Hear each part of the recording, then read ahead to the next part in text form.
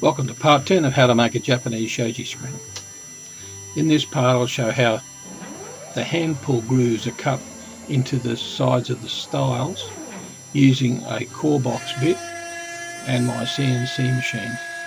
These could be done with a router or even by hand if you don't mind using a carving gouge, but I find it very efficient to do them using my CNC mill.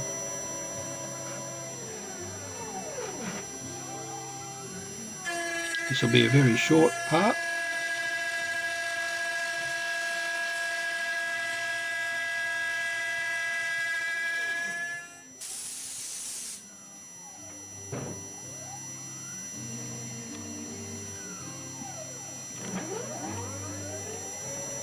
And I thank you for watching.